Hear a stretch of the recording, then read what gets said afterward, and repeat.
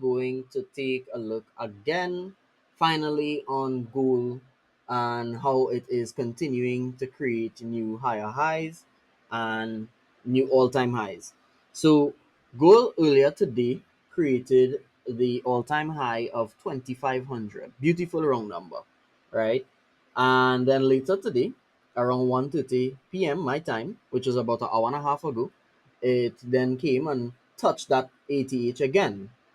And then furthermore, almost at 2 o'clock, which would have been about an hour ago, it started to stumble around that same all-time high. Now I want to ask you something.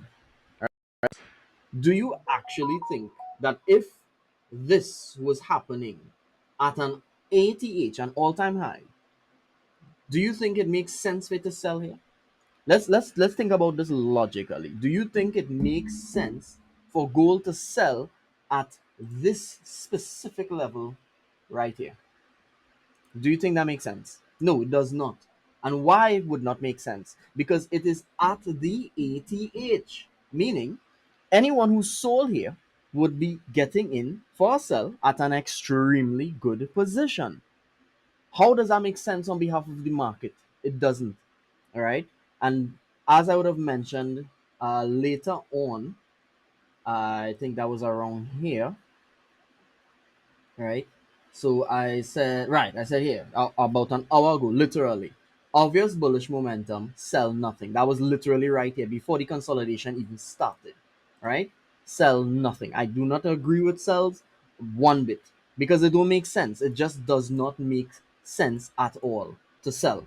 And then I went across by my buddy about 3 or 4 houses away, and then I got an alert.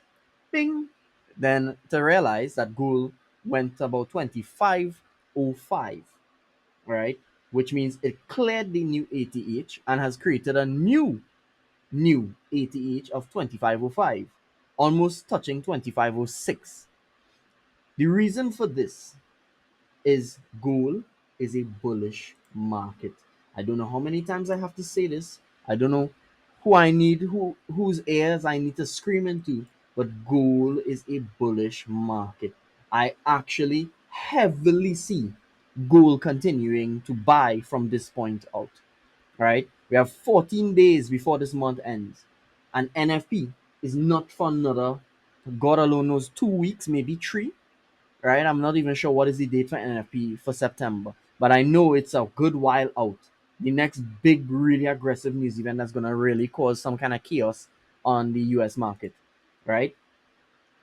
I foresee gold bursting past 2505. Mightn't be today. The market is closing in just about 2.5 hours, but you might be surprised, as you can see here. You might be very, very surprised. What is interesting, however, is when you look at the mines, right? You have to sometimes call these mines that, you have to call them mindless, right? These guys are actually saying sell, right? A lot of them, not all, but look, watch. 2 minutes ago, you can't make this shit up, right? I didn't even know he would have said this. Let's sell now with low leverage, see what's coming down, all right?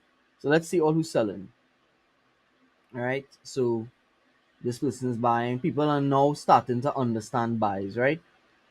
And gold will start to dip in the coming 9 minutes. That was 12 minutes ago.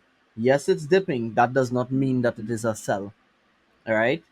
2513 incoming. Okay, cool. But the reason why I like to read the minds is because people have this belief that they can catch a sell at an high. And I agree. I understand why you would make this statement. I understand why you would have this philosophy to try to catch a sell at a high. Because again, the concept is absolutely to buy low, sell high. Absolutely. The problem isn't if that is the concept, The problem is, how do you know that this is the absolute high? How do you know that it isn't gonna go higher from here? What if I put on the replay mode, right? I put on the replay mode, and then I go to select bar and I put this. How do I know if I sell here? How do I know if I sell here that it isn't going to go further? You understand? You don't. You don't. There's no way that you can know that, right? So what I really want to drive home, guys, is when there is momentum, all you need to do is take advantage of the momentum. That is it. Have a good one, guys. See you next week, Monday.